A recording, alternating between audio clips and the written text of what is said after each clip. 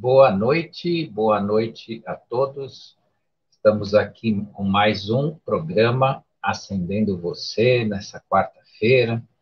Essa quarta-feira que se tornou verão, estávamos aí no inverno até rigoroso, agora, de repente, estamos num verão aí e faz parte da nossa realidade, né? Principalmente aqui em São Paulo, que as temperaturas podem acontecer até 4 estações num dia só, né? E nisso vamos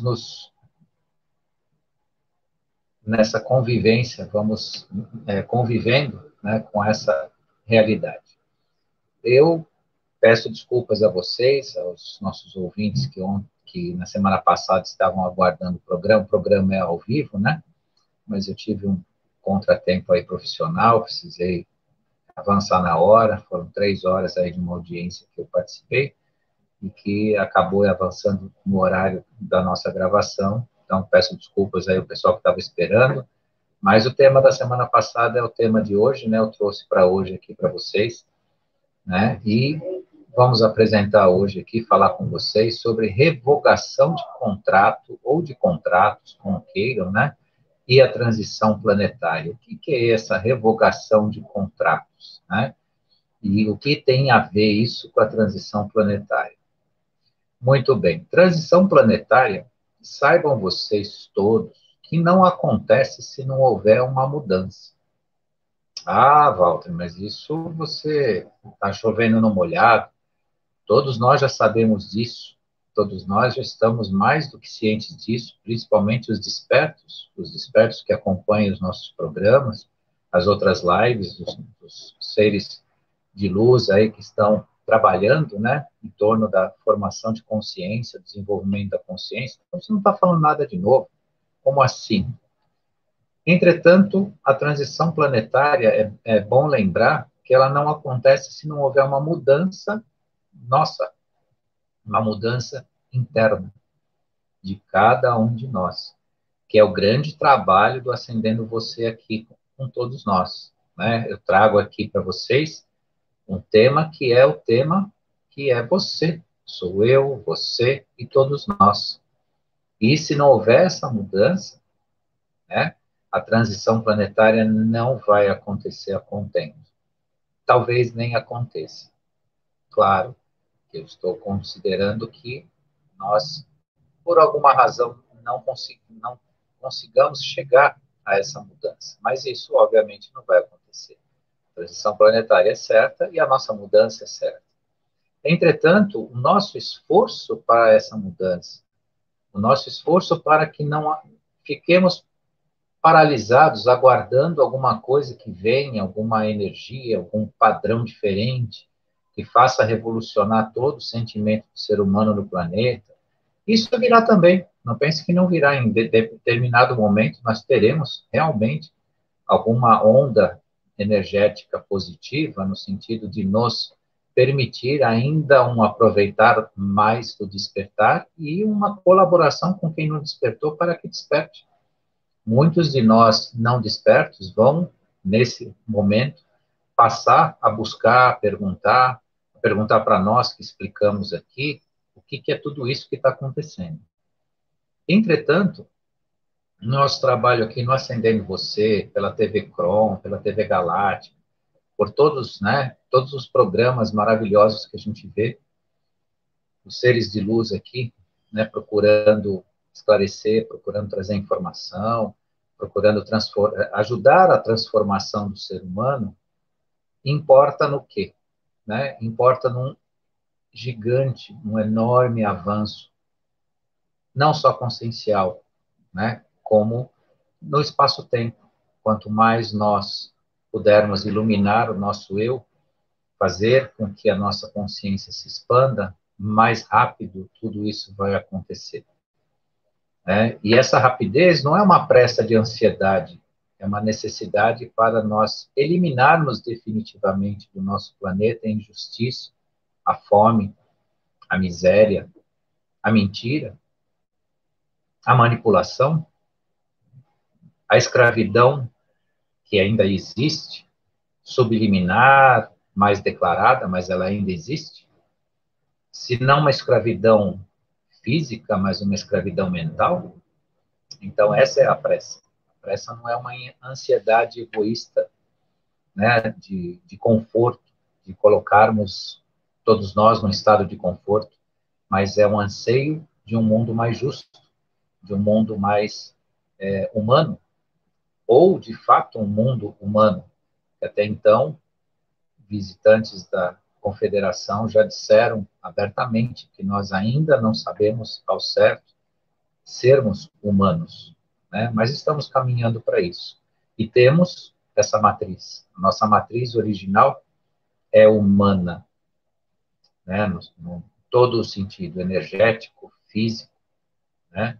Nós somos seres humanos, mas precisamos exercer um grande valor que está, né, à nossa disposição. Um grande valor da energia crística que eu falei para vocês na última live de sexta-feira, falei na outra sexta-feira, nas duas últimas sexta-feiras, eu falei um pouco sobre energia crística.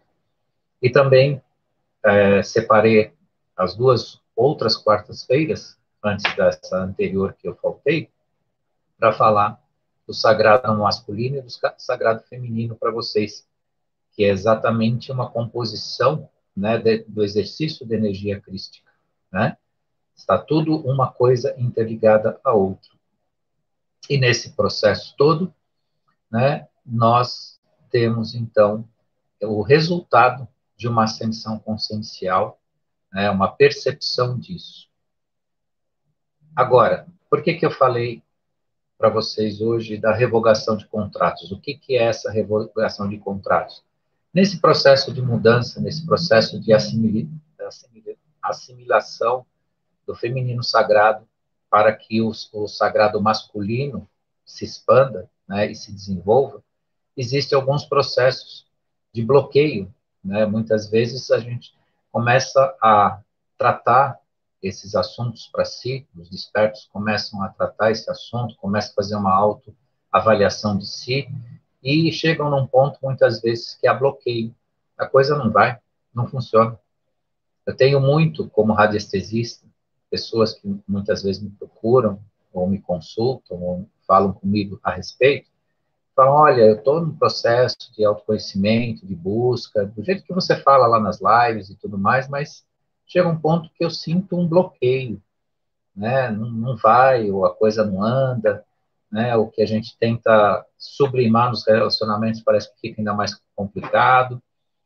Então, eu separei hoje para falar para vocês exatamente o que a gente muitas vezes identifica num trabalho radiestésico, de medição. A gente vai buscar na energia da pessoa, no perispírito, no mundo, né, no mundo astral da pessoa, da jornada dessa pessoa, e identifica, né, alguns contratos existenciais que essa pessoa fez.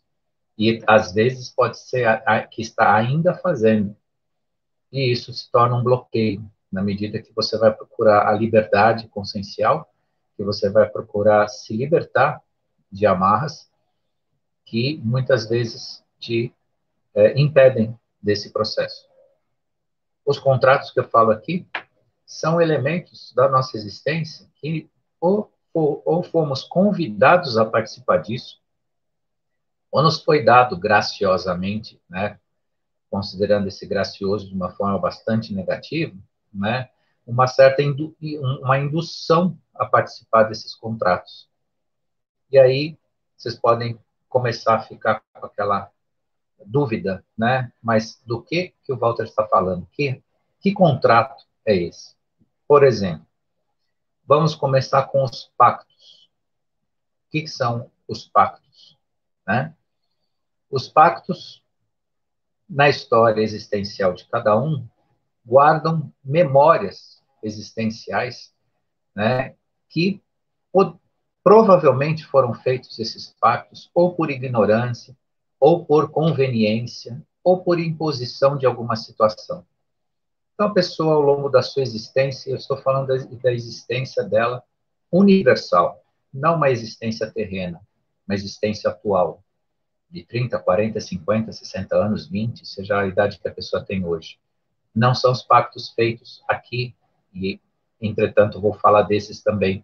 mas pactos ao longo da existência que a pessoa passou em várias vidas, né? Compactuar, né, com situações de obrigações do passado, né, tratados feitos forçosamente ou por ignorância, às vezes até por conveniência também, como eu já citei para vocês.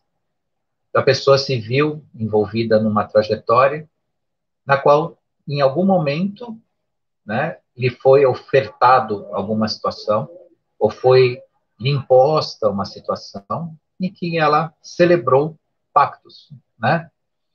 Pactos que trazem em si, no momento da sua tentativa de libertação pelo seu próprio esforço, um possível bloqueio. Então, é muito importante se prestar atenção, tanto naquilo que foi, como naquilo que é. Cuidado com o compactuar, né? O fazer pactos.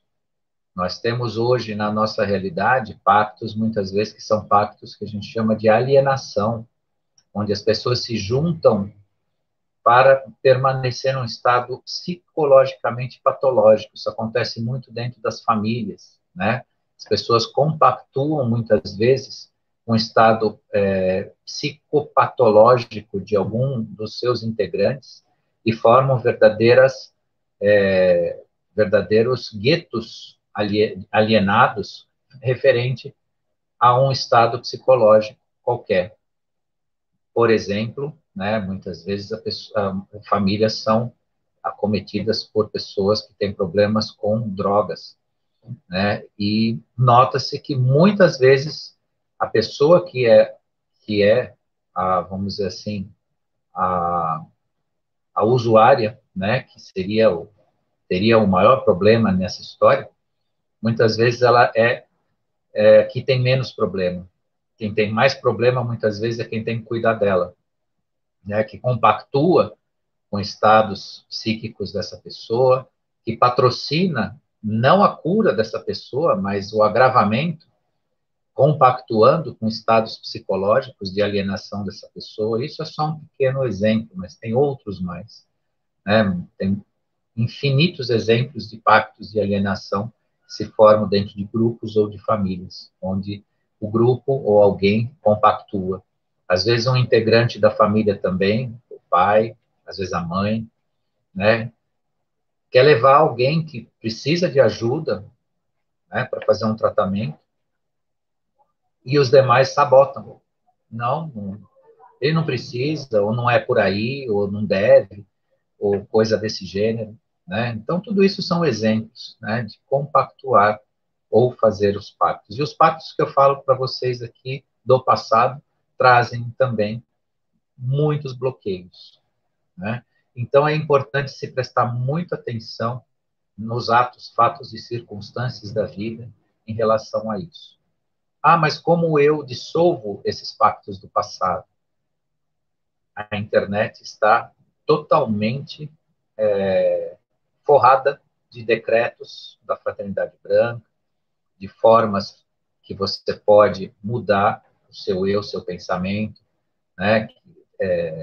Formas que você pode exercitar, né? Que você dissolveria esses pactos. Obviamente que o seu padrão de pensamento, a sua forma de pensar, quando ela se torna positiva, quando ela se torna proativa, ela contribui sobremaneira, né, para a dissolução disso. Mas, às vezes, isso não acontece necessariamente, ou a pessoa não consegue atingir esse padrão positivo, né, da expectativa da mudança.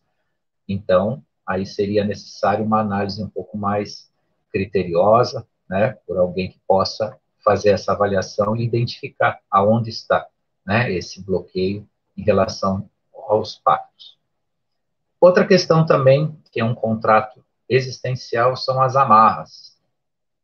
As amarras pode parecer que é semelhante ao pacto, né? Não é, né? As amarras, elas diferem, né, em resultado, ainda que pareçam a mesma coisa.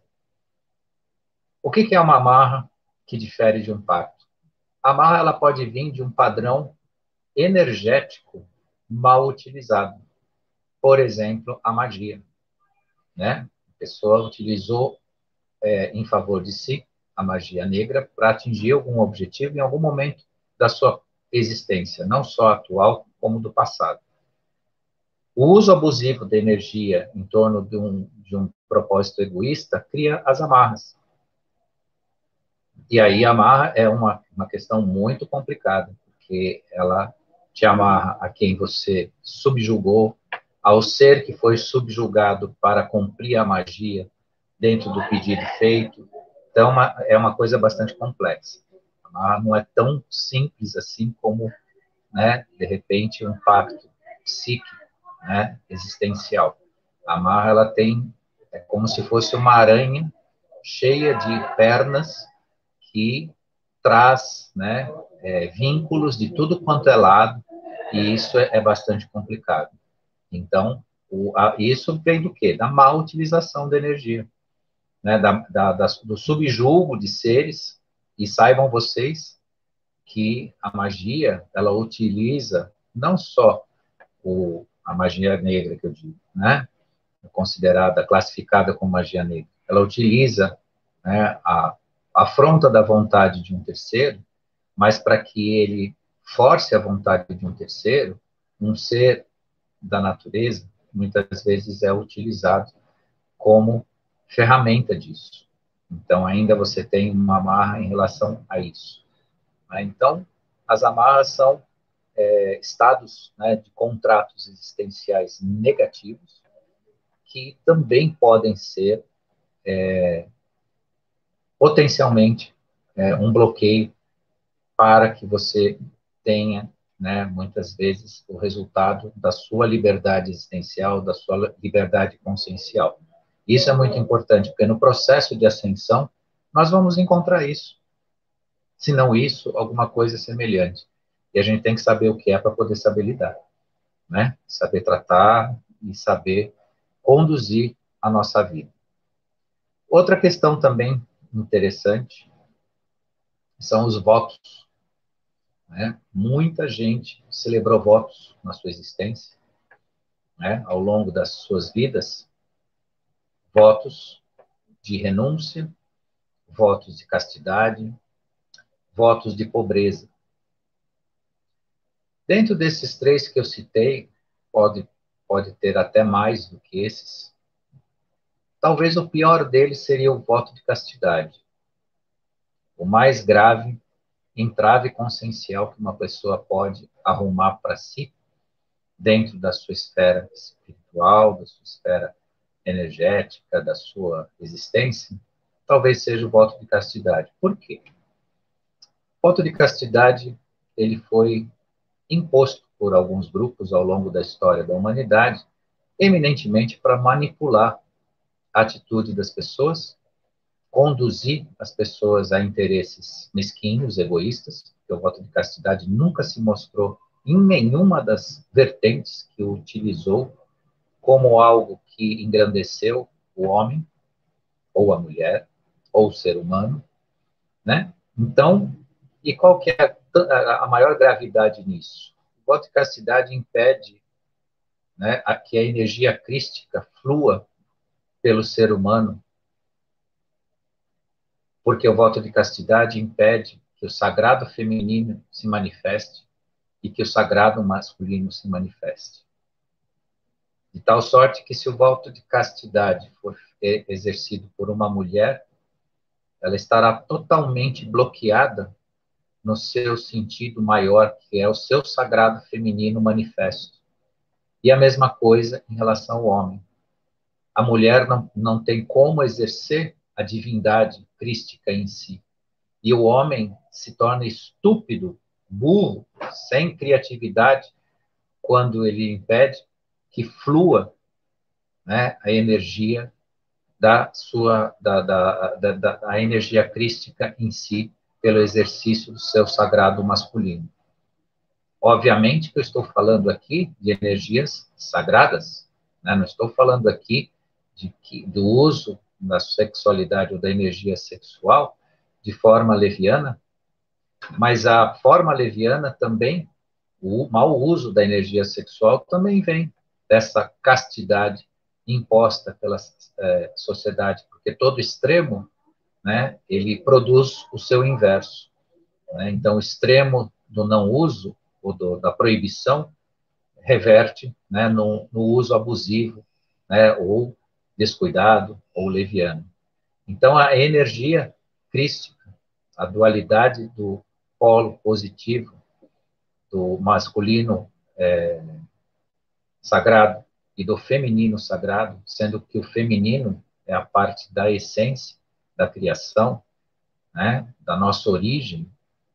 Quando isso é bloqueado, né, não deixa se expressar, se faz simplesmente a produção de zumbis, seres que serão subjugados, que serão manipulados e mantidos sob, né, usar aqui uma metáfora, mas que serve bastante, sobre o chicote, né, de uma liderança que fará eles pensarem exatamente como essa liderança quer. E assim foi feito em várias vertentes da existência do ser humano. Quem se submeteu ao voto de castidade, não nessa vida, mas em algum momento da sua existência, tem uma série de bloqueios em relação à passagem dessa energia crística, dessa energia de manifestação, seja da criação, seja da forma, né? A criação pelo sagrado feminino, seja da forma pelo sagrado masculino, né? Que é a energia manifesta, a energia da forma. E ambas percorrem o ser humano, seja o homem, seja a mulher. Elas devem fluir dentro da natureza de ambos, né? De forma natural, de forma universal. A ascensão de consciência não acontece com o bloqueio de qualquer uma dessas energias, ou com a afronta da existência humana, seja ela espiritual ou física, em detrimento desses tipos de votos, desses tipos de bloqueio. E esse bloqueio é muito sério. Isso realmente necessita um tratamento especial para que retorne à consciência plena da sua liberdade, do seu eu. Porque quem tem esse voto, infelizmente, não foi e não é e não será livre. E esse voto vem do passado também. Não é uma coisa de hoje. Se você tem uma relação com esse tipo de situação, veja muito bem, analise muito bem e trabalhe para se libertar. Aí vem, na sequência também, como algo a se falar um pouco aqui, meu tempo está ficando pequeno, que o assunto é bastante interessante, bastante vasto, vou falar aqui um pouquinho do voto de pobreza, né?